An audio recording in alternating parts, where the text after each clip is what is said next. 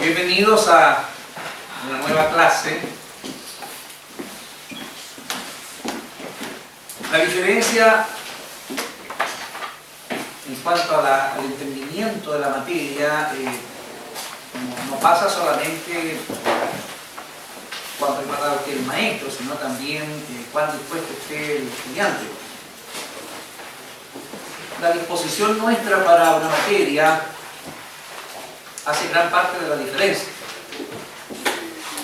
Si usted va a una cosa, un evento, una charla, un concierto, un culto religioso, si va indispuesto, por ejemplo, va no de buena gana, va un poco forzado por las circunstancias, probablemente va a hacer que usted diga, no me gustó, no me llegó. Lo mismo al revés, si usted va dispuesto a algo, con deseo, con los sentidos bien abiertos, con ganas de aprender y de concentrarse en eso, sin duda eso también va a ser un provecho bueno, agradable o de provecho. Entonces, ¿qué motivación traen ustedes a la clase del día de hoy? ¿Cómo está la motivación? Hay alguien así al tiro, ¿no? Hay buena disposición. Aprender algo más. No importa si el maestro sea fulero, pero está dispuesto, hay un buen material. Ahí le ayudamos. Claro.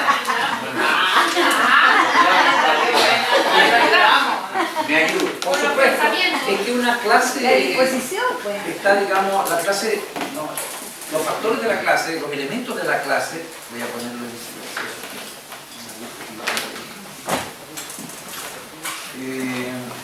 Los elementos de la clase son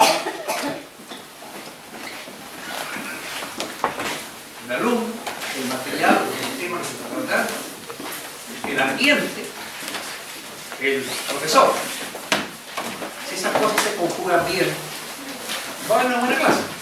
Si cómo conjugamos nosotros bien estas cosas, cómo nos llevamos bien, cómo interactuamos. Me gusta cuando opinan. Algunos dicen, no, aquí yo estoy esperando que el profesor haga una pausa para hablar. No, que si usted tiene algo ahí, levante la mano. Yo lo voy a interrumpir, o le voy a decir, espera un segundito y doy la pausa.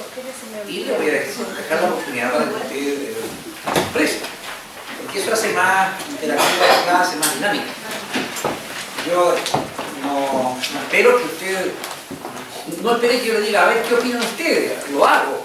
Pero usted igual, si dice el día, no quiere que se le escape, y levanta la mano. Por supuesto, siempre queda relacionada con el tema, ¿no? Si sale con otro tema que nada que ver, no va a ser provechoso. Muy bien, pero usted eso no me cabe. Bueno, sí, profesor, ¿en qué página va? Capítulo 7, vamos a tratar el día de hoy la sexualidad humana, página 251. Este tema es muy relevante.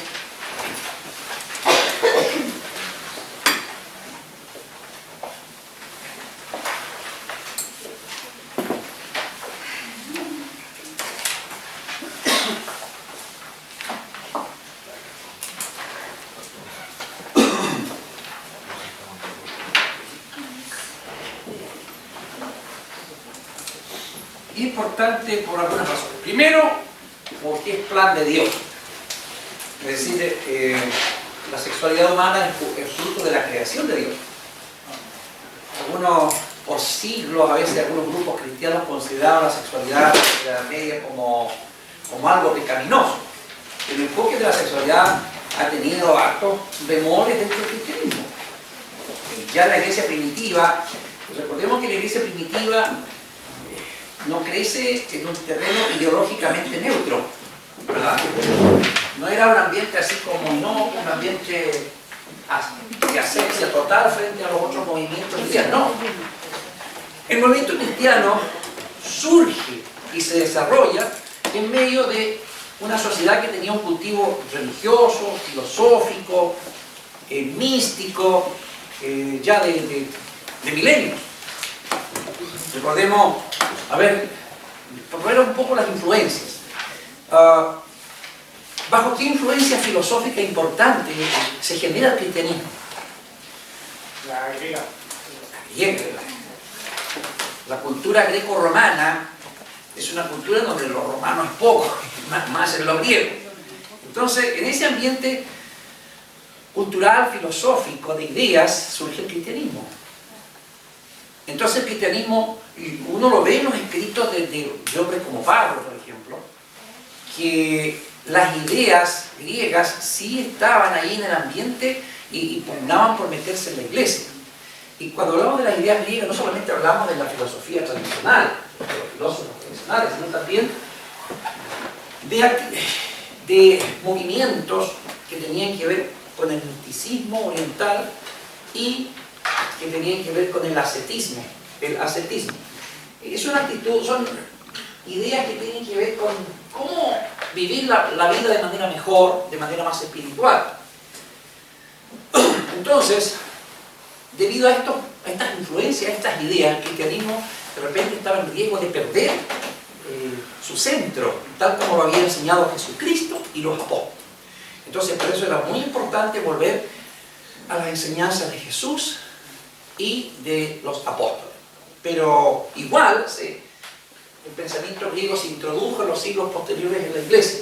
En el tiempo de Pablo, por ejemplo, vemos que las ideas ascetas, esa idea de tratar de abstenerse de todo gusto de la carne, de ejercer una forma de autodominio tal que la persona, Pablo Iglesia dice, muchos andan diciendo no gustes, no toques, no manejes, abstente, una abstención total. Eso era producto del ascetismo que estaba en medio. En este caso típico, lean la carta a los Colosenses para que ustedes se den cuenta de cómo Pablo estaba preocupado de que estas ideas, estas filosofías de la vida distorsionaran la visión cristiana de Jesús y de los apóstoles. Y el tema de la sexualidad, ¿por qué digo esto?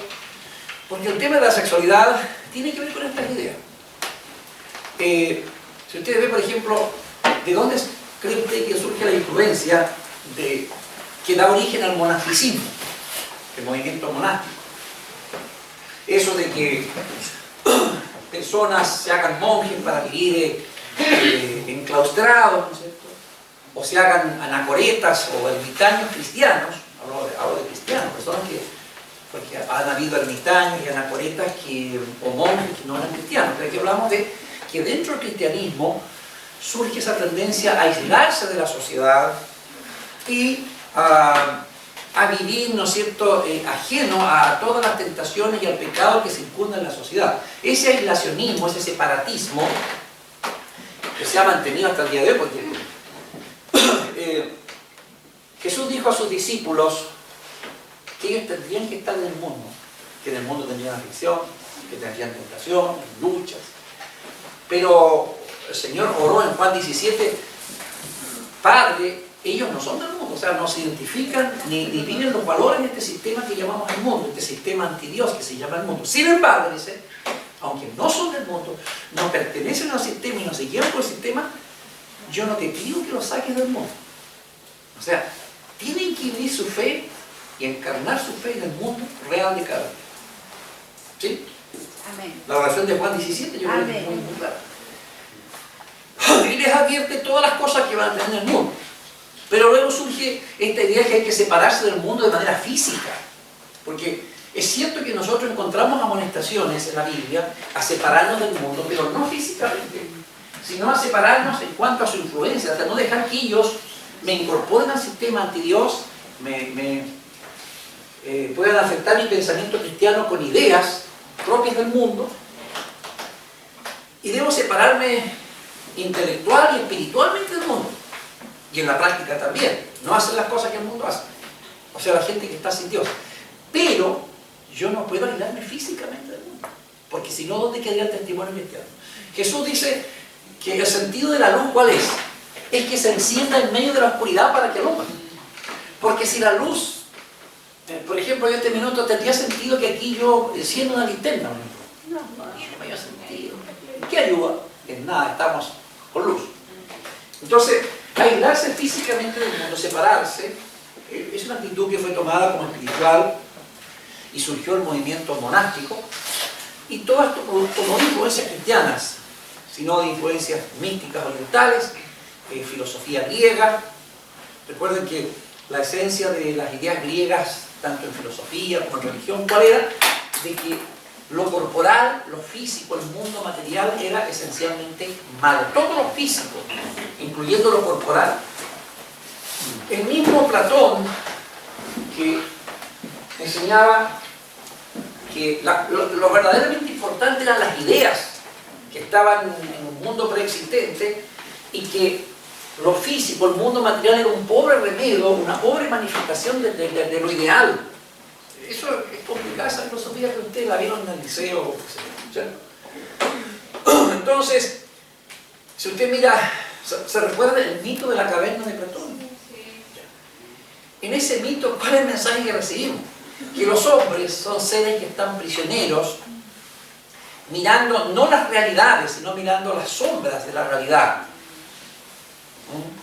Lo que ellos ven es las sombras, no ven lo real. Pero básicamente el hombre está prisionero en un mundo físico, material, y eso lo traspolaron al alma, a la relación entre alma y cuerpo. El alma, finalmente, según la visión griega, ¿qué cosa? El alma es lo divino, la chispa divina del hombre, el ser espiritual del hombre, y está prisionera en un cuerpo. El cuerpo es lo material, lo malo. Y por eso surgieron ideas que enseñaban, por ejemplo, que incluso no solamente lo traspolaban al alma, sino también a Jesucristo. Y estas ideas decían, bueno, Jesucristo en realidad no tuvo un cuerpo físico porque la materia es inherentemente mala. Entonces Jesús parecía tener un cuerpo físico. Hay ideas como el docetismo, que se estudia en la historia de la iglesia como una herejía.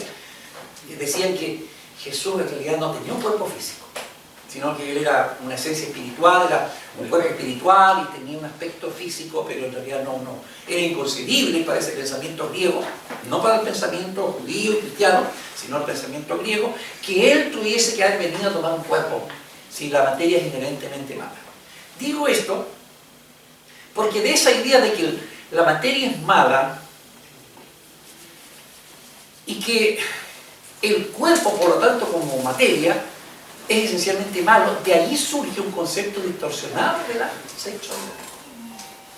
Entonces, la idea del celibato, por ejemplo, del sacerdote que se consagraba para servir a Dios en todo y que debía ser célibe, no era solamente el celibato predicado para los sacerdotes, sino que en la Edad Media, y esto no producto de la Biblia, no de un estudio de la Biblia, sino de las ideas griegas. Recuerden que cuando la iglesia surge en los siglos segundo, tercero, cuarto, lo que se llama el neoplatonismo era la influencia filosófica en boga que estaba ahí. Entonces, no de la Biblia, sino de estas ideas griegas sobre la materia, también en la iglesia empieza a surgir la idea de que lo corporal no es deseable. La gente por eso se aislaba en lo posible de todo lo material, y por eso surgen los místicos, anacoretas y ermitaños cristianos que se van a vivir, algunos en comunidades como el movimiento monástico, y los ermitaños individuales que se van a cuevas en los desiertos de Egipto, a vivir en cavernas, en montañas, en lugares aislados, porque había que separarse físicamente del mundo. Y luego, por supuesto, la idea de que lo sexual es malo, es sí, porque en la sexualidad no es una cuestión solamente espiritual. Para los cristianos la sexualidad tiene un componente espiritual. Cuando dos personas se unen, no se unen solamente corporalmente, sino se unen para ser una persona, una unidad, tanto en lo emocional como en lo físico, en el caso del matrimonio. Entonces, esa idea básica de que la sexualidad cristiana enfatiza el ser una sola carne, está diciendo que no es solamente una unión física, o sea, o psicológica o espiritual solamente. Y estas ideas empezaron a espiritualizar la sexualidad y llegaron a aborrecer la sexualidad como expresión física, corporal, entre dos personas. No por la influencia de la Biblia, no por la enseñanza de Jesús, ni del Antiguo Testamento, las enseñanzas de Moisés, no, sino por la cultura, influenciados por la cultura que los circundaba.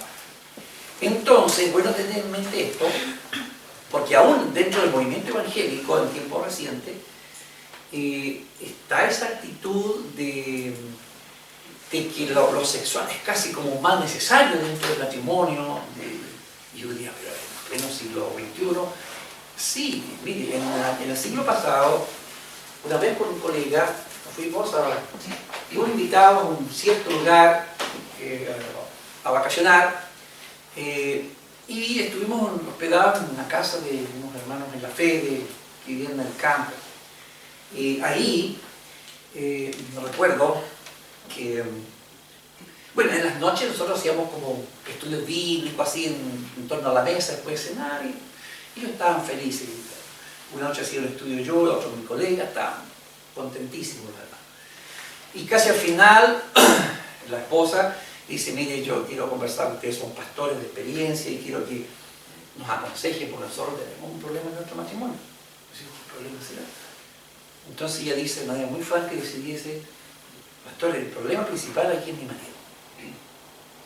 Y dijo, y tiene que ver con lo sexual. Aquí está complicado. Y dice, mire, lo que yo he escuchado por los predicadores, la iglesia que se formó y todo, no me acuerdo de qué denominación por ahí del Estado, yo entiendo, me dice, yo creo que estoy lo correcto, dijo. Yo entiendo que esto del sexo, dijo, Dios lo hizo para tener hijos, ¿no es cierto? Perdón, ya estamos perdidos. Siga. Sí, dijo, y ahí está el problema.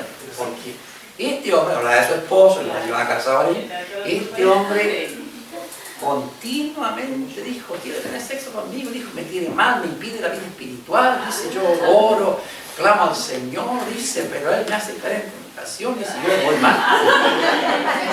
Y estaba como, yo hablaba muy seria, casi molesta, preocupada, entre seria, preocupada y molesta, esa es la mezcla. Y mientras ella hablaba, el pobre hombre cada vez más abajo. Ya estaba pillado, ya no levantaba los ojos, esperaba la reprensión pastoral, el ungimiento, el exorcismo. Es verdad, tal cual se lo digo, no estoy diciendo, pero estaba humillado por el alcohol. No se atrevía a levantar la vista. En ese tiempo, un matrimonio de unos 45 años, aproximadamente. ¿Pero todavía de matrimonio o ellos de edad? No, 45 años de edad promedio tendrían ese tiempo, 40, 45 años más o menos, ya tenían su hijo bastante crecido, en crecimiento. Entonces, nosotros tuvimos que empezar a hablar, empezamos a hablar y en términos generales, no tan confrontacional, pero empezamos a citar la escritura. Y dando citas sin mayor comentario, dejando tiempo para que reflexione y les entre la palabra, leíamos, mire lo que dice Dios sobre la sexualidad, aquí, acá, mire lo que dice Pablo, en fin, lo que dice el Cantar de los Cantares, ¿no es cierto? Y así todo lo que dicen los textos bíblicos. Y sabe que ella empezó a quedar así, o sea, me están hablando de una doctrina nueva, ¿qué cosa es? Y ahí el pobre hombre empezó a renacer. O sea, está diciendo, yo no estoy tan mal. Eso fue real. Da risa, eso nos pasó a mí y a un colega. Tiempo, no hace mucho, nos encontramos bien, nos acordamos de eso. Y entre que lo tomamos a la talla, pero también la parte seria es que uno dice, pero eso fue en el siglo pasado, años 90, pero si ya en el año 90 se considera el siglo XX terminando, uno diría, pero eso es propio de la Edad Media.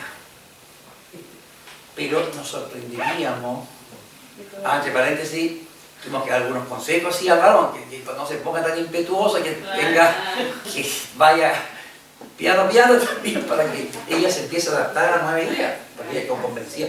Porque lo lindo cuando digo, yo estaba mal todo este tiempo, fue muy sincero. O sea, yo estaba mal. ¿Y ella era la que estaba mal? Claro. Así que, pero fue muy sincera, entonces dijo, Dios mío, digo, qué error. ¿Cómo podía haber tanta ignorancia? O sea, era una cuestión no personal de ella, no era porque ella tenía un rechazo personal, sino porque ella tenía una convicción religiosa. Entonces, ¿quién falló ahí? sus maestros, pastores, predicadores, su iglesia. Significa que detrás de eso había una iglesia, un día se formó, que tenía esa idea, un pastor que nunca, o tenía esa idea o nunca enseñó la otra idea. O maestros, predicadores que no daban enseñanza sobre eso. Entonces ahí estamos hablando de toda una comunidad de fe. Porque la gente igual se conversa esas cosas, los mismos miembros, aunque no haya enseñanza, los miembros se potencian en una idea. Puede que en una iglesia no haya ninguna enseñanza sobre el tema, está bien. Pero significa que los mismos miembros se potencian y todos tenían esa misma idea, porque nadie le habló en contrario, nunca nadie le mostró otro punto de vista. Significa que toda una comunidad donde ella se relacionó tenía esa idea. La escuela dominical, las damas, Entonces, el tema de la sexualidad humana es un tema que nosotros tenemos que abordarlo como cristianos, no desde el punto de vista de la psicología, ¿no es cierto?, de las ciencias humanas, sino desde el punto de vista de la Biblia. ¿Qué es lo esencial de la sexualidad humana, tal como lo enseña la Biblia? A nosotros nos interesa eso. Y como digo, han habido distintas visiones en el cristianismo, no solamente en la Edad Media, porque en la Edad Media, producto de esta influencia griega, la expresión corporal del sexo era malo porque era materia, lo material es malo, el cuerpo es material, y toda expresión física no era buena. Pero esto no provenía de una enseñanza cristiana, sino provenía de la influencia cultural o filosófica del entorno. Vamos a ver aquí el tema, la Biblia y la sexualidad humana, y luego vamos a entrar en el tema de la homosexualidad. El profesor Becerra va a llegar como 15 minutos atrasado, que tiene un programa en la radio que tiene que estar. Así que vamos a ocupar como unos 8 minutos de su clase de él, y después van a tener unos 5 minutos más para que ustedes tengan como una especie de break. Bien, la Biblia y la sexualidad humana.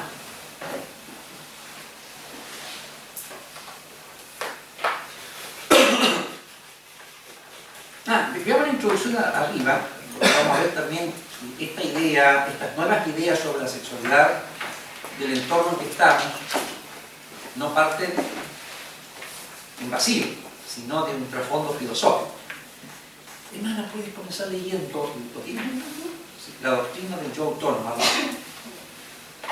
La doctrina del yo autónomo mencionada en el capítulo 6, con su panacea para los derechos y libertades, ha resuelto una definición de la sexualidad humana en la civilización occidental. Ya, eso quiero que me lo subrayen ahí, por favor.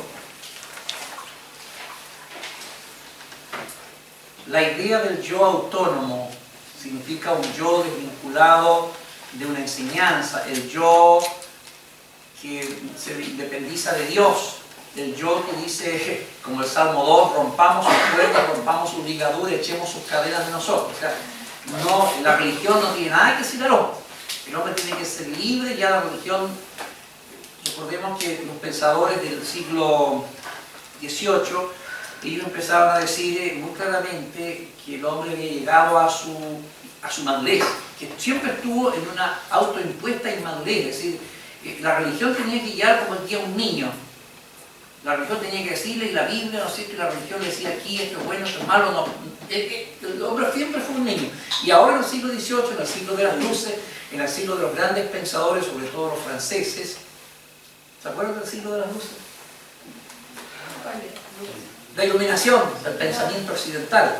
Entonces el hombre ahora sale, y el hecho es yo autónomo. El hombre ya no está bajo la tutela de la religión, se ha liberado de eso. Y ahora es él. Y por eso hablamos del yo autónomo, que ahora no está guiado por nadie ni por nada. Entonces esto dio pie sobre todo al tema de los derechos y la libertad.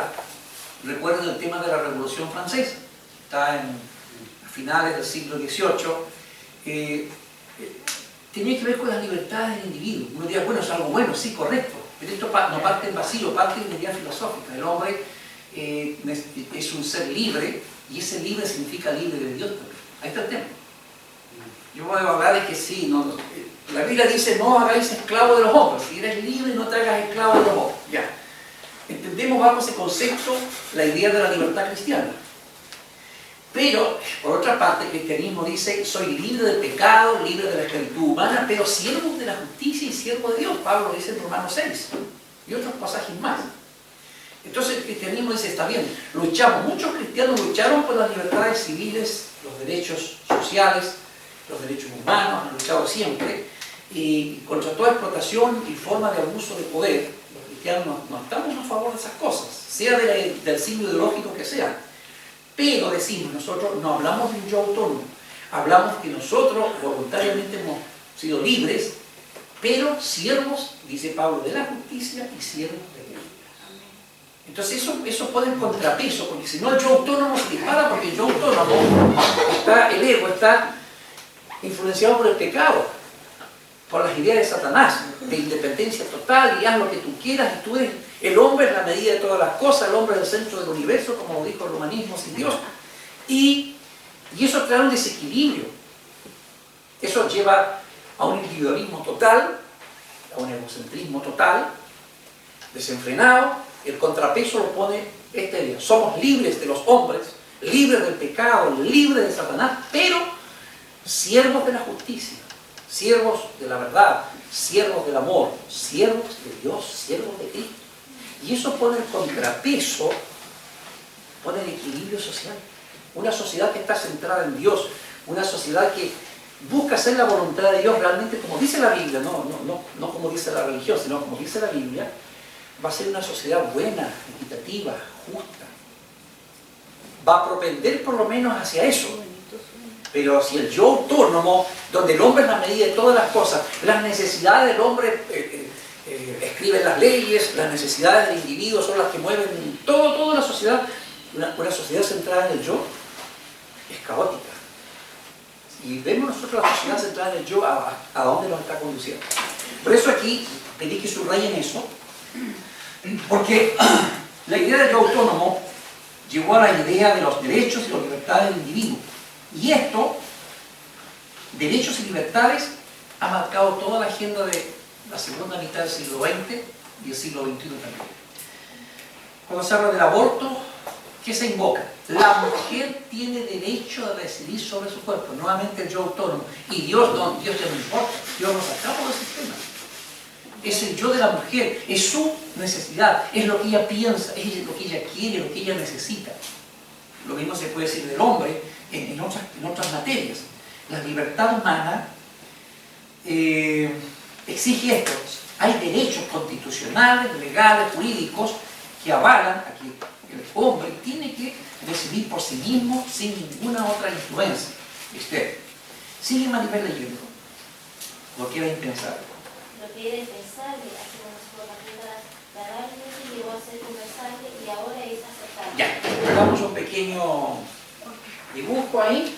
Primero, algo es como impensable. Toda la sociedad dice, no, eso está mal. Pero luego, la sociedad del diálogo, la sociedad de que todo debate, la sociedad del debate, dice que esto es... Ya, vamos a colocar conversar. Esto es discutible. Bueno, dice, no, es que ustedes quieren implantar, dice la sociedad, tal ley. No, quiero que salga un debate, nomás dice los políticos. Las personas dicen, discutamos, sentémonos a conversarse aquí, no estamos imponiendo nada. Pero ya hemos cedido ahí, porque de lo discutible, lo conversable, ¿no es cierto?, pasamos a lo aceptable. Entonces, esto es una pendiente que va así. Lo impensable, lo discutible, llega a ser finalmente aceptable, y cuando hablamos de aceptable, se formulan leyes que avalen ese derecho. Y cuando ya... ¿Quiénes formulan las leyes y quiénes las aprueban? El Parlamento, senador y diputado. Es el poder legislativo. ¿Ustedes saben cuáles son los poderes de un Estado? Sí. El ejecutivo, el presidente, su ministro, todo eso, la parte política. El legislativo, que en este caso es la Corte, el poder judicial, es decir, el poder judicial. El legislativo es el Parlamento. ¿ya? Y en el Parlamento, que son los que debaten las leyes, presentan proyectos de ley y finalmente las discuten y las aprueban, son personas que se guían por un criterio estrictamente científico o racional. Ninguna de No, las dos. ellos son políticos. Ellos van a probar y van a defender las cosas más impensables, aún contra sus propias convicciones van a actuar porque lo que ellos, el político común, está buscando es la aprobación de la ciudadanía, voto. Él quiere seguir en su cargo y necesita votos. Entonces él va a procurar decir lo que es políticamente correcto. Nosotros los cristianos estamos por eso de que vamos a buscar lo que es políticamente correcto. No, nosotros buscamos lo que es la verdad, correcto según la palabra de Dios. Entonces lo políticamente correcto, ellos se van a cuidar del discurso que dicen.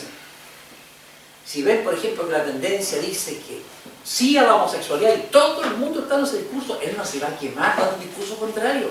Se dice que el político, cuando es franco, comete un suicidio político. Es franco y directo y dice lo que piensa, pero que se le vienen hasta los propios colegas de su tienda política, se le vienen encima.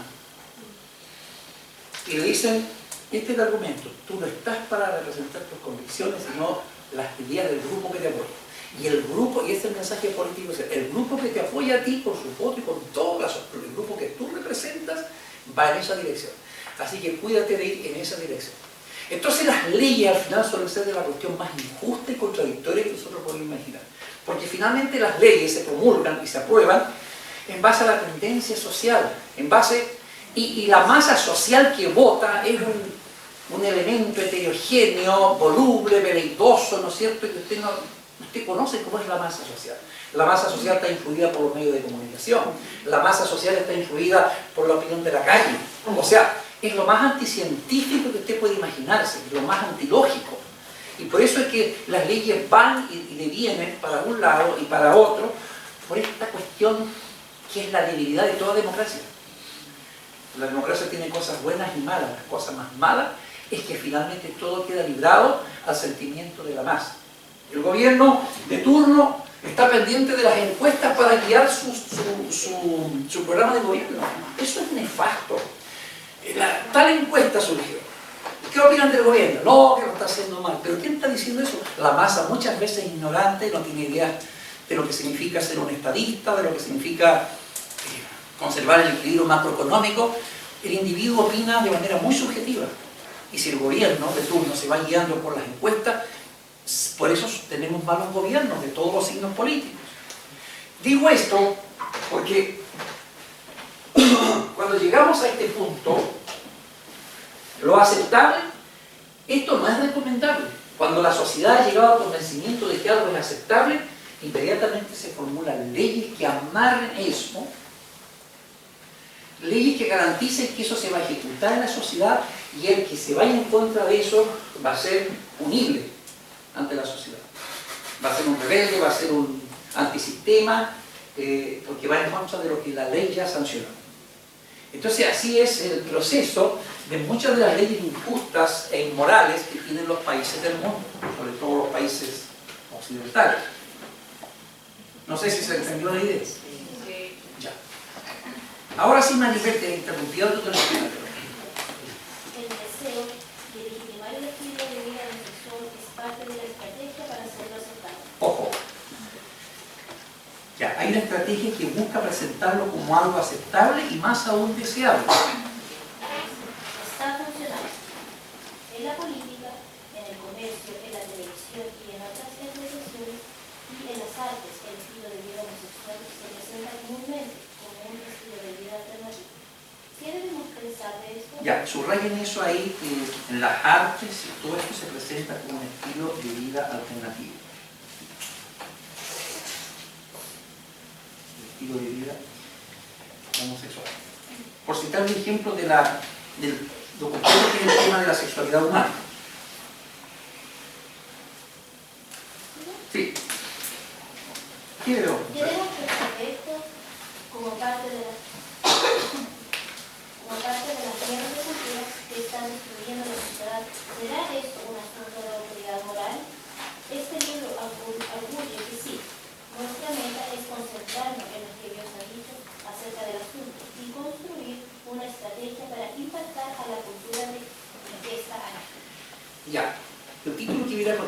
dice la Biblia y la sexualidad humana. Porque, mire, nosotros, en este punto de intentar las cosas, nosotros no debemos tener vergüenza de decir, es que Dios dice así, es que la Biblia dice así. ¿Por qué? Porque la gente a veces dice, no, yo todo mi punto de vista, pero es que mire, no tiene mayor sentido que usted dé su punto de vista personal, porque ese no va a ser un mensaje a la cultura. La cultura en que vivimos, la sociedad en que vivimos, le guste o no, nuestro deber es dar el pensamiento de Dios, representamos a Dios. Es que la sociedad lo va a rechazar a priori, no importa, ese ha sido el costo que tiene el cristianismo, el costo de la fidelidad a Dios. Es decir, bueno, mire, ¿sabe qué? A veces me han preguntado temas como esto, como un pastor que tantos años lleva en un lugar.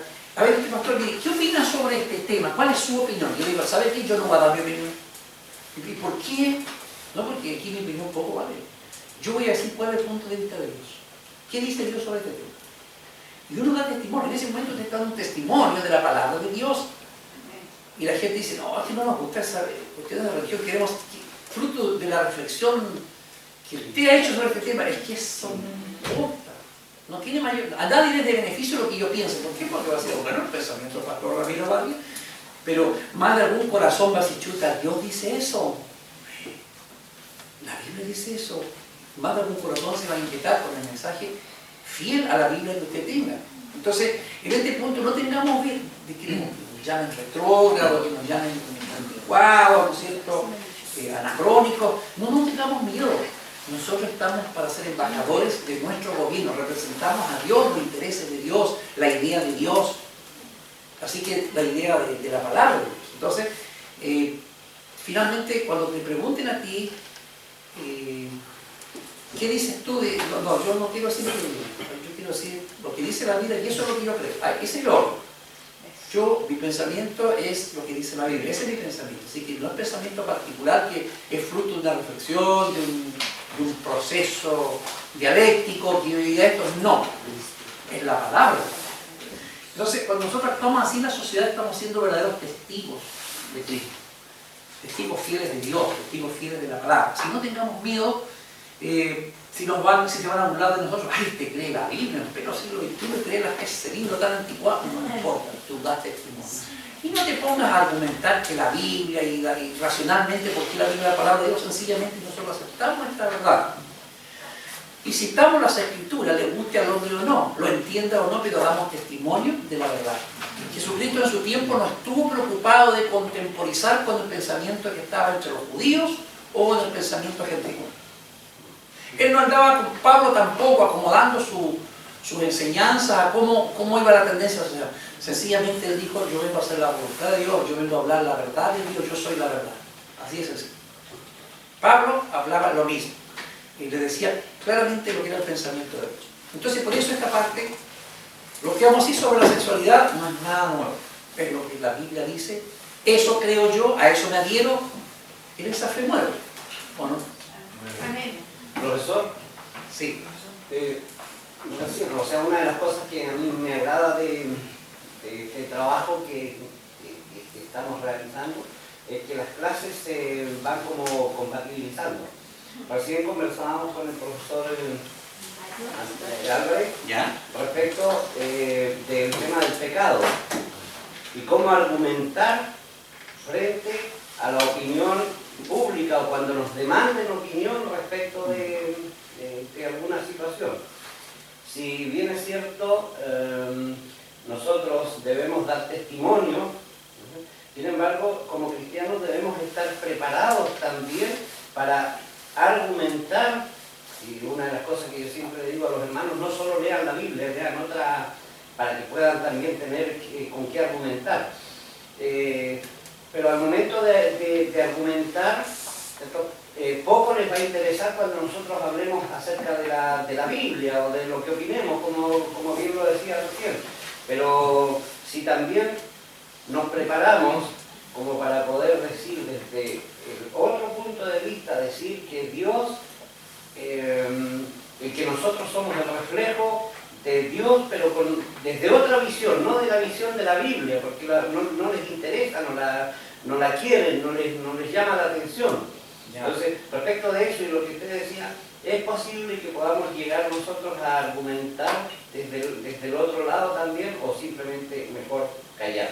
Yo sé que hay apologetas cristianos que le dan mucha importancia a cómo razonar y hacer más razonable la fe, cómo presentar argumentos más racionales. De hecho, la apología cristiana tiene muchos siglos presentando argumentos racionales para la existencia de Dios. Pero yo tengo un punto de vista que no va por el tema de hacer racional el evangelio a la sociedad, porque el hombre natural, el hombre pecaminoso, dignamente no lo va a aceptar. ¿Qué va a discutir y todas estas cosas? Yo mi punto de vista es un poco distinto. Yo digo, yo tengo que dar testimonio de la luz, decir lo que es el pensamiento de Dios. Explicar, sí, lo que el lenguaje bíblico, a veces la gente no lo entiende, explicar las escrituras, exponer y decir cuál es el sentido de esa. Por ejemplo, si la Biblia hace una declaración, nosotros estamos llamados así a explicar el sentido de eso para que el lenguaje sea entendible y las ideas sean entendibles. Pero básicamente estoy diciendo las ideas de Dios, las ideas de la Biblia. Ahora, si hay personas que les gusta el tema de la apologética, sí, está bien, la apologética cristiana siempre ha existido, la defensa de la fe, el usar argumentos también. Nosotros podemos, como dice el hermano, quizás de repente citar estadísticas, citar ejemplos que refuercen la idea bíblica, sí. Debo informarme, por ejemplo, cómo están las tendencias. Debo ver los resultados de las tendencias. Leo la historia para saber, ¿no es cierto?, cómo ha evolucionado este tema. Eso sí, debemos, como dice el hermano, informarnos de esas cosas porque eso es como trasfondo de nuestra enseñanza bíblica. Pero siempre la cuestión que va como punta de lanza es el pensamiento bíblico. Bien explicado. El que yo lance un texto bíblico así sin una explicación, a lo mejor la gente lo va a rechazar a priori. Pero si yo estoy diciendo el pensamiento bíblico, bien explicado, entendible, que la gente lo entienda, no que lo acepte racionalmente, pero que entienda el planteamiento, aunque luego se venga frontalmente en contra de ese pensamiento, pero yo fui fiel al pensamiento bíblico. El error de muchos cristianos es que, por hacer entendible el mensaje bíblico, lo han desfigurado. Lo han acomodado a las categorías de pensamiento del mundo. Eso hicieron muchos filósofos durante toda la Edad Media, muchos pensadores cristianos y teólogos trataron de acomodar las enseñanzas de la Biblia para hacerlas aceptables, no solamente entendibles, sino aceptables, y hay una diferencia. El hombre natural no va a recibir la verdad a menos que la luz de Dios se haga en él. Y yo parto de esa premisa. No estoy interesado que toda la sociedad acepte racionalmente o intelectualmente el discurso cristiano. No es mi meta esa. Sí, mi meta es predicar fielmente el discurso cristiano, la enseñanza bíblica, que sea entendible, pero no estoy buscando que sea racionalmente aceptable, entendible, que le quede claro lo que es el pensamiento cristiano. Y luego o lo acepta o se viene frontalmente contra mí. Esos son los resultados que debo esperar. Bueno, siempre he enseñado así. Y cuando me preguntan sobre el tema, digo yo, ¿qué dice Dios? Y la gente dice, bueno, este hombre, Dios le está dando revelaciones. No. Ahí paso al siguiente punto. Bueno, y si, ¿cómo conocemos lo que Dios dice? ¿Qué dice la palabra de Dios? Porque a veces cuando usted dice, ¿qué dice la Biblia? Ya la palabra Biblia es como que un libro antiguo, ¿no? Pero cuando dice, a mí me interesa decir, ¿qué dice Dios sobre este tema? Dios opina sobre estas cosas, ¿sí? ¿Y dónde? Bueno, vamos a la palabra de Dios. Dios ha hablado verdad, está aquí. Entonces ahí podemos exponer el punto de vista cristiano. Ahora, si la persona lo rechaza, no importa. Rechazaron el discurso de Jesús, rechazaron a los apóstoles, lo sometieron a martirio. Pero sí es bueno, como dice el hermano, informarse de cómo estas cosas se están dando en la sociedad, las tendencias, para que nosotros también podamos decir, miren, lo que dice la Biblia es verdad, miren cómo va la sociedad, miren cómo va. Profesor, a mí me pasó una experiencia con una colega de trabajo que era o es en colegio. Y entramos en un debate sobre estos temas de la sexualidad, también la droga y un montón de cosas, ¿no? Y bueno, fue más o menos airado. Media hora aproximadamente. Airado el debate. Fue airado el debate. ¿Cómo que? No, yo digo que nadie quiso dar su brazo a torcer. ¿Ya? Pero después de esto, cuando terminó todo, ¿cierto? Ya cada uno para su casa. me di cuenta que quizás le dije al Señor, nunca más vuelvo a dármelo de apologético. Porque yo puedo estar 2 horas, 4 horas, 6 horas, un mes, 2 meses, dando ejemplo. Pero si la persona no tiene la luz, como dice usted en su corazón, la persona va a rechazar todo tipo de argumentos que tú le des. Sí, Entonces, la experiencia de la persona a veces no se conlleva con la realidad.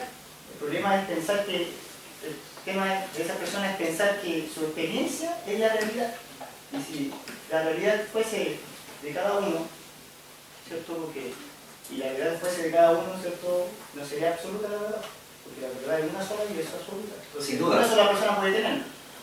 No hay 2 verdades o 3 o 4 verdades. No, porque si no sería mentira. La verdad Entonces, es una. el tema de la homosexualidad quería anotado una idea mientras usted conversaba. Y en la filosofía de la homosexualidad ellos a veces dejan de lado el conocimiento científico en algún aspecto.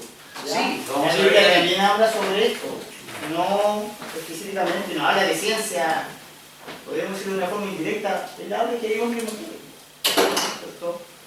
Y que de ahí hay una marcada tendencia de que el hombre tiene que ser masculino, el hombre tiene que ser femenino, ¿cierto? Tiene todo esto de su complemento de carácter, ¿cierto?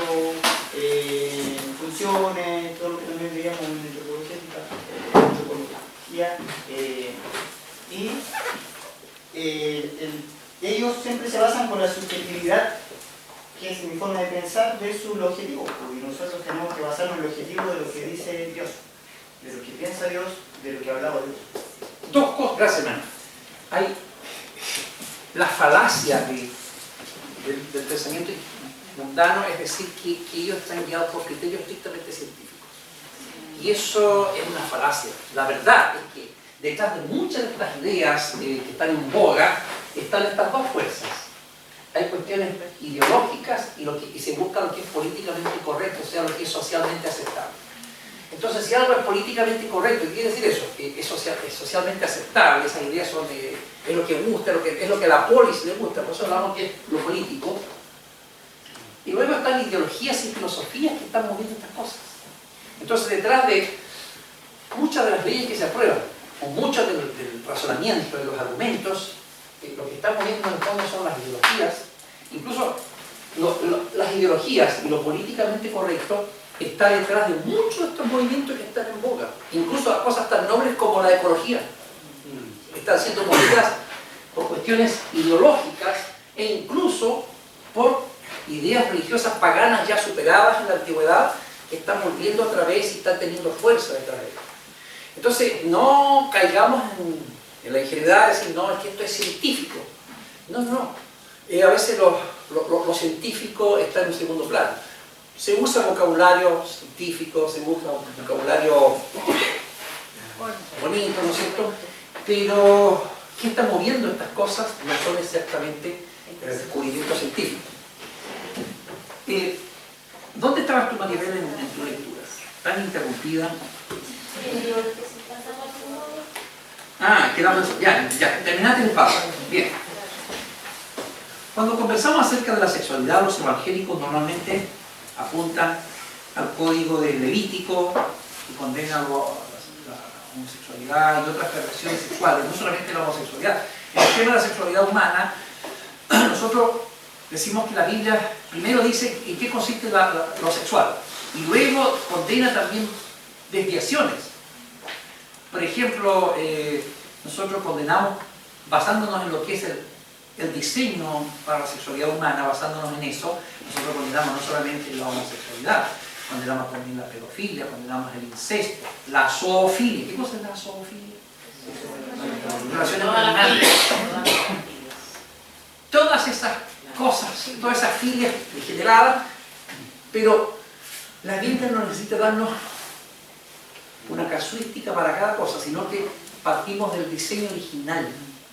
Y aquí el argumento dice, cuando tenemos claro el propósito original para algo, no podemos darle otros usos. Si una cosa fue diseñada para eso, tomemos el caso de los artefactos tecnológicos.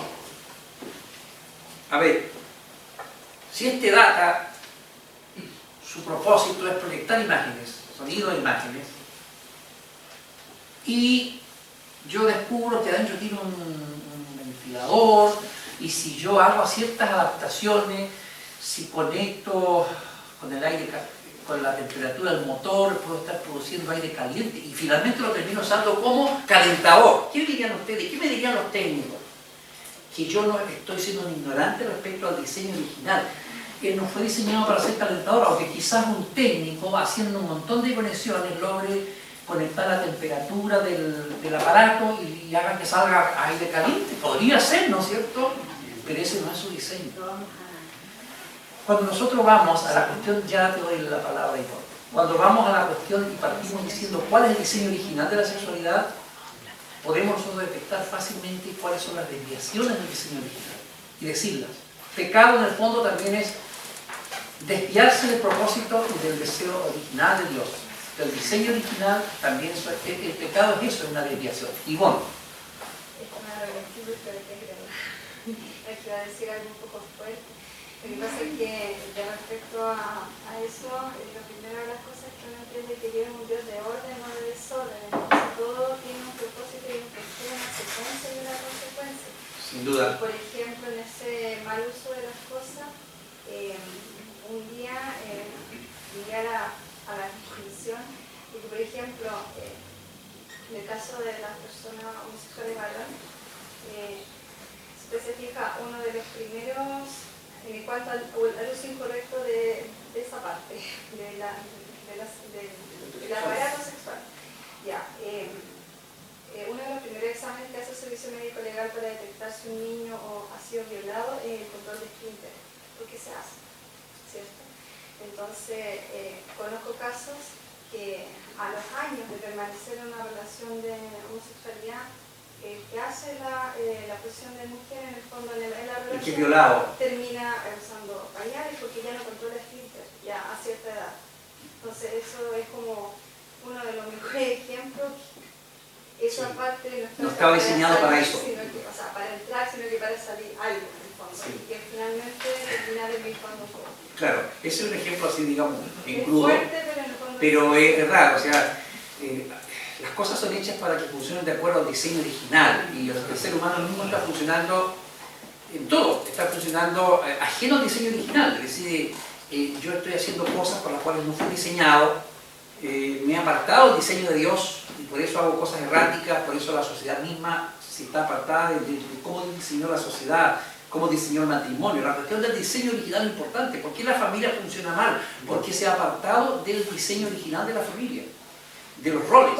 Dios estableció roles para la familia y cuando una familia no respeta los roles dados por Dios, empieza a funcionar mal.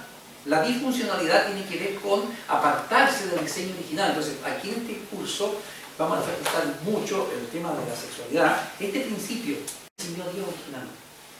¿Para qué fue diseñado esto? Y si le doy un mal uso, voy a traer consecuencias.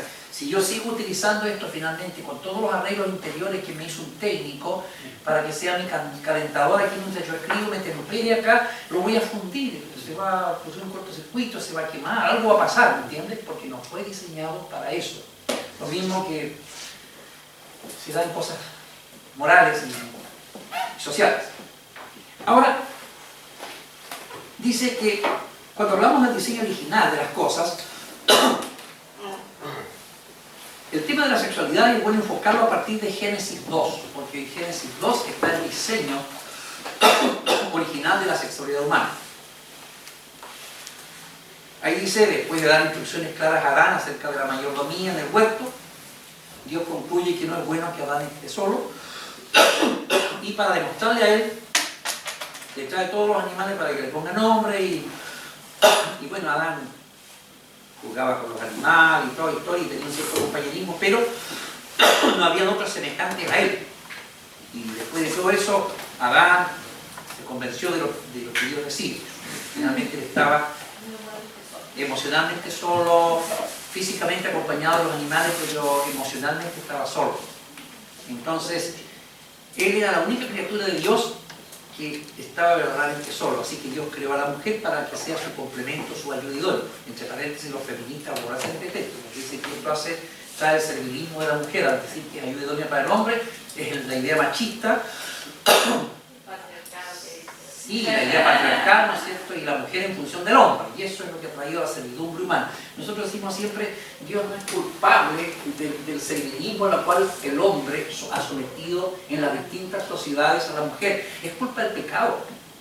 El diseño original está bien. Es que el pecado trastorna todas las cosas.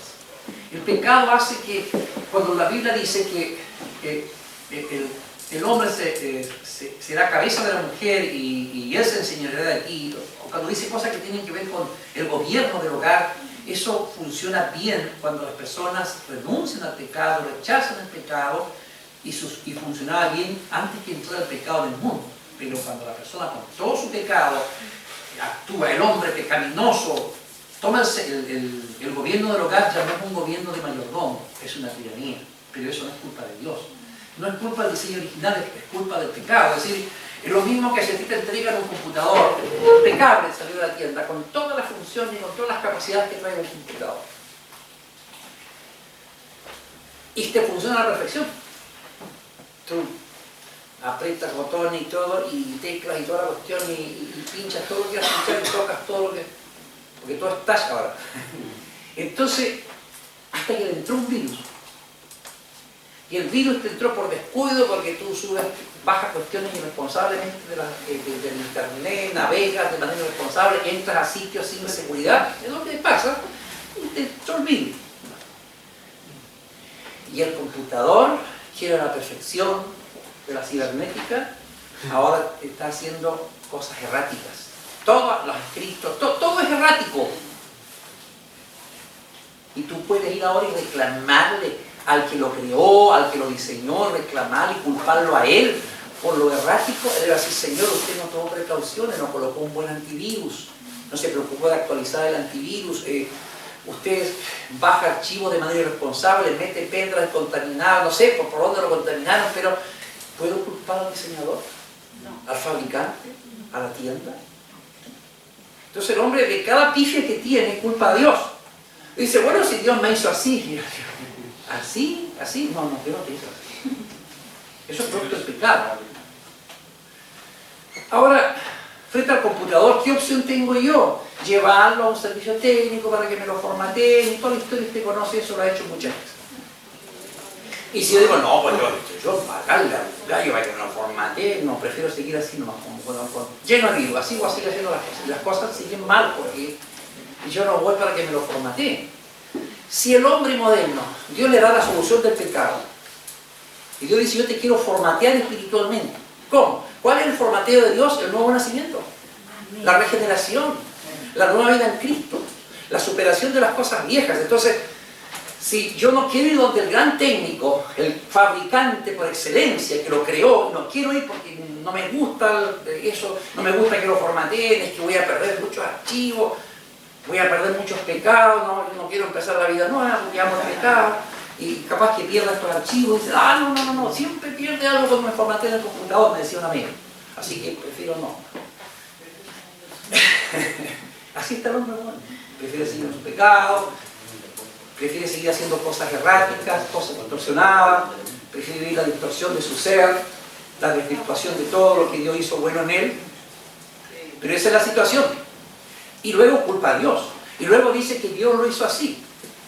Aunque el virus él lo agarró de quizás que lado y lo metió al computador, pero él está culpando al fabricante. Diríamos que ese tipo es ilógico, ¿cierto? Es un necio, ignorante.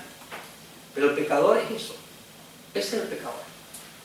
Entonces, hermanos, si la sexualidad se ha desvirtuado a tal punto que ha sido la mujer explotada, ha sido humillada, ha sido atacada, ha sido pisoteada por distintas culturas y sociedades, y más aún por distintas religiones, y aún por la misma religión cristiana, no es porque la religión haya seguido a Dios, sino porque la misma religión dio enseñanzas equivocadas, como en el caso de ese matrimonio que le contaba. La misma religión está dando una mala enseñanza, así que no, yo digo, está bien que culpen la religión, pero no culpen a Dios que está por encima de la religión. O sea, no culpen al Dios de la Biblia, ni tampoco a la Biblia. culpen a la religión institucionalizada, a los sistemas religiosos, a los clérigos, a los teólogos, a los maestros, culpen a quien quiera, pero no culpen a Dios. Entonces, yo quiero que esta forma de pensar ustedes la tengan también, en relación a todas estas cosas que se están debatiendo. No es Dios que hizo mal el diseño. Ha sido el pecado de milenios sobre la tierra el que ha hecho que las cosas estén tan mal como están. La sociedad, la palabra pecado ya le da urticaria. Ya no, bueno, es lo mismo que un médico dijera, resulta, tratar esa enfermedad, esa infección que te está afectando me da urticaria, así que no la voy a tratar. Sí, con tu infección, ¿no? ¿Qué clase de médico sería?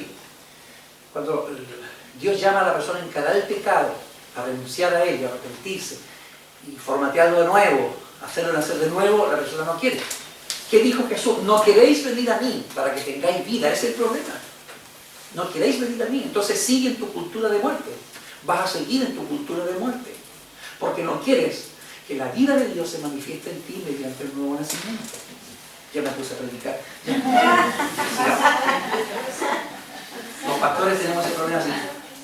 Sí, bueno. Una pregunta, pero quería decir algo. Haga su aporte, hágalo. Porque hablamos algo muy íntimo que lo hemos dicho nosotros, nuestros compañeros, que es increíble como el Espíritu Santo guía siempre estas tres clases, porque lo que el profesor comienza hablando, no sé cómo, pero las mismas palabras y los mismos ejemplos, de hecho, lo hemos repetido muchas veces, son usados por usted, y estoy segura que Margarito, cuando el profe venga, también algo va a decir en relación, y nosotros nos agradamos en Dios, y con el recién nos reíamos porque usted acaba de tocar el mismo tema.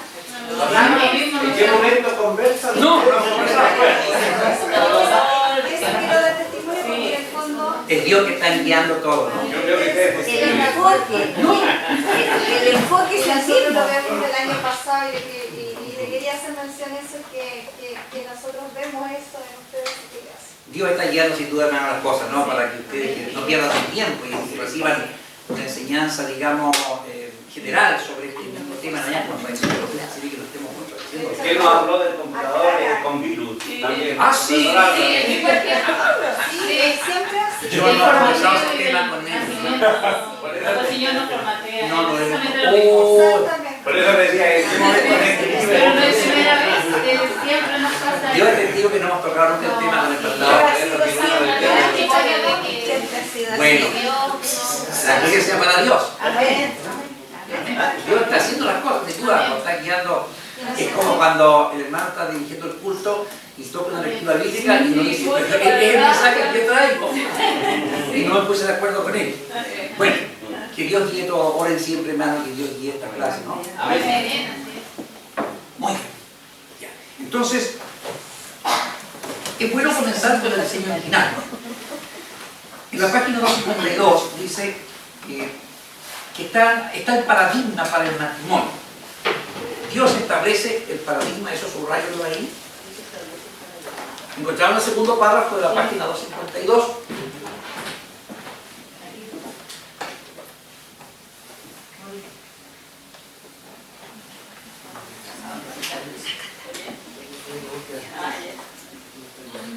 Ya. Entonces, si hablamos del diseño original, estamos hablando del paradigma, el modelo original, el ejemplo que Dios da. Y el paradigma para la sexualidad, en este caso el matrimonio, porque cuando hablamos de la sexualidad estamos hablando de la sexualidad dentro del matrimonio, ¿o no? Claro.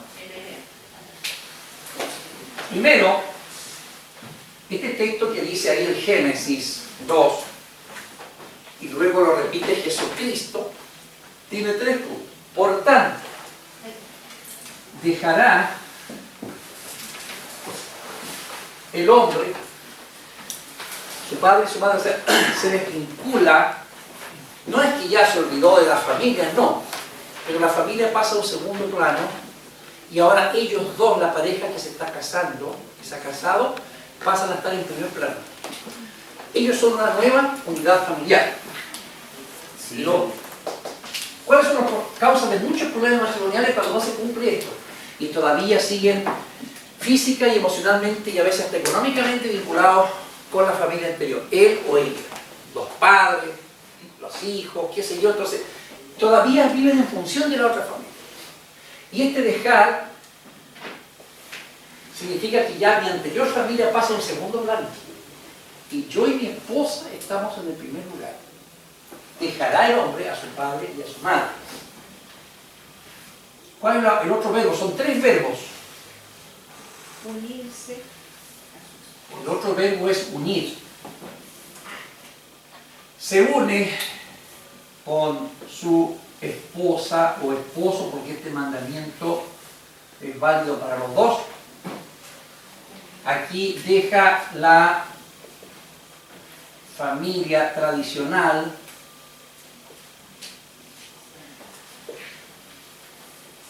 Él y ella siguen honrando a sus padres, los siguen visitando, los siguen sosteniendo económicamente si es necesario, está pendiente de sus necesidades, ningún problema. El dejar no implica abandonar, ¿me entiendes? No dice abandonar. Si dijera abandonará, ahí estaríamos en problema. Pero se rompe el vínculo que había antes para formar un nuevo vínculo. Y el tercer verbo, ¿cuál es? Serán una sola. Ser. ¿Qué cosa? Una sola carne, y eso es unión física, emocional y espiritual. Es por eso que no deben casarse en yugo desigual. ¡Ojo! Porque puede que logren la unión física y emocional. Puede que la logren. Por ahí, acomodando así como paciencia lo logran. Pero no logran la afinidad espiritual en Dios.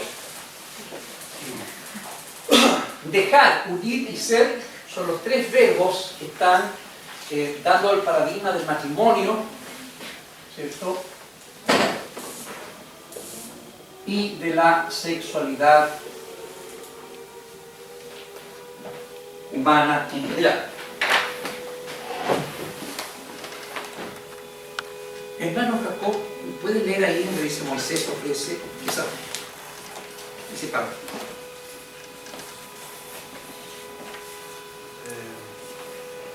Segundo Pablo. Moisés ofrece un comentario teológico sobre lo que Dios hizo con Adán y Eva. Primero, Dios establece el paradigma para el matrimonio. El hombre de su padre y de su madre. Hay matrimonio, en vez de punto, colóquenle 2 puntos, porque lo correcto sería ahí para que se entienda mejor la idea. Matrimonio, 2 puntos, ahí está el paradigma, 2 puntos. 1. Sigue. El hombre dejará a su padre y su madre con la comprensión consciente de que está formando una nueva unidad familiar. Una nueva, subrayen eso, el hombre dejará a su padre y a su madre. Colóquenle 1 al ladito al margen.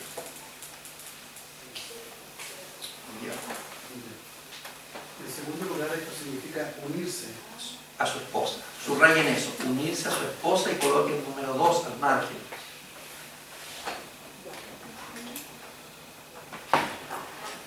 En tercer lugar, al separarse de la familia y comprometerse con su esposa, él y su esposa serán una sola carne. Subrayen eso, serán una sola carne, coloquen el número 3 al margen.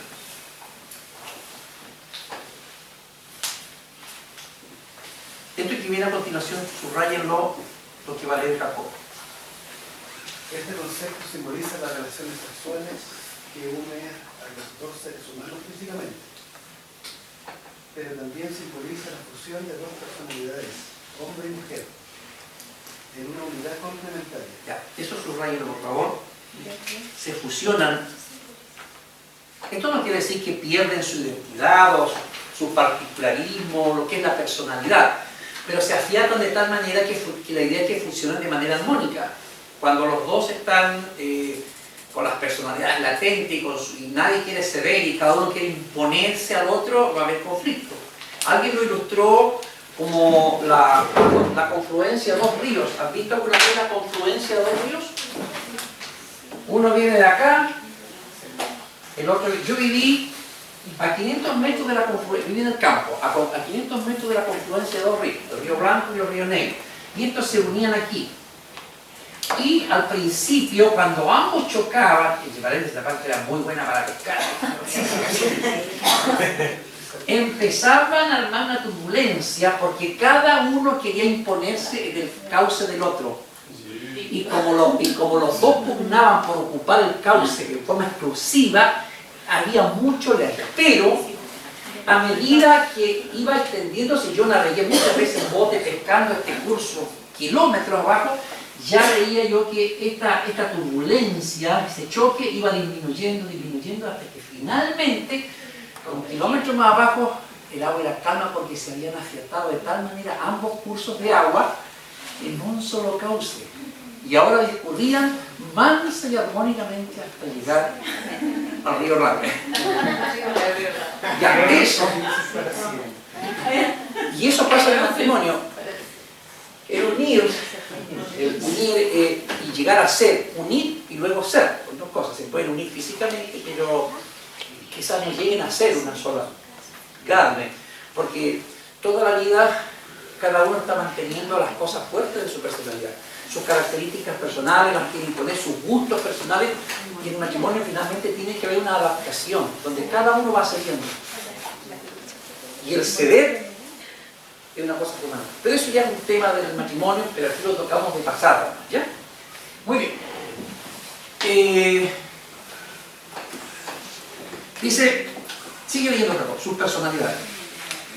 Sus personalidades, sus idiosincrasias, sus identidades únicas permanecen. Ojo, no significa que yo renuncio y ahora me adapto a la personalidad de él o él a la de ella. Que está pasando y pasa mucho, y tenemos individuos y mujeres frustrados de por vida.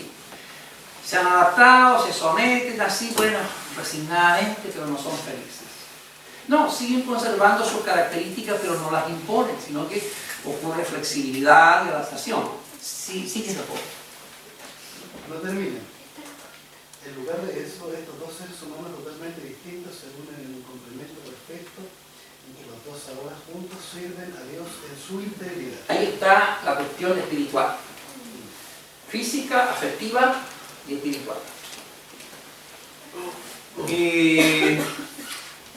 Abajo en la última línea dice, teológicamente, ¿qué aprendemos de este pasaje? ¿Cómo establece este pasaje el modelo para una comprensión apropiada de la sexualidad y el matrimonio? Y aquí hay puntos que lo vamos a terminar en la próxima clase, pero vamos a tocar el primero de ellos. Porque el profesor llega a las 12:15, va a llegar menos. Cuando Jesús y Pablo tratan los temas del matrimonio, estoy leyendo la página 253. Cuando Jesús y Pablo tratan los temas del matrimonio y la sexualidad humana, siempre hacen referencia a esta ordenanza de Génesis 2 ahí, esta ordenanza de la creación, Génesis 2 del 18 al 25, Jesús lo reitera en Mateo 19, 1 a 2, Marcos, y Pablo también lo reafirma en 1 Corintios 7. Jesús y Pablo siempre tienen en cuenta el diseño original, el paradigma, el diseño original, el modelo. El paradigma significa un modelo, un ejemplo de algo que está dado por una circunstancia o por un momento determinado, en este caso la creación. Y entonces ahí, en ese punto, es cuando decimos nosotros, cuando siempre que queramos conversar el tema de la sexualidad, por eso dice que lo que se postula en estos versículos trasciende, esto quiero que lo subrayen ahí, lo que se postula en estos versículos trasciende la cultura y el tiempo, constituye el ideal de Dios para la sexualidad y el matrimonio. O sea, siempre nosotros los cristianos decimos, bueno, pero ¿qué dijo Dios? ¿Cómo lo hizo Dios? ¿Cómo lo diseñó Dios? ¿Qué propósito le dio Dios? ¿Estamos usando las cosas según el propósito que Dios le dio? ¿O estoy usando el data como calentador? Sí, porque hay que preguntarse siempre eso. Volver siempre al diseño. El matrimonio igual está funcionando mal, hay que revisar el diseño, el paradigma. El matrimonio está sujetándose a como Dios diseñó originalmente, o hay cosas que no estoy teniendo en cuenta del diseño original. Interesante eso, ¿no? Así que tengan como base eso. todo este tema de la sexualidad humana, siempre volvemos al diseño original. Bien, por ahí dejamos la clase hoy. Y no nos hemos puesto de acuerdo con los Ay,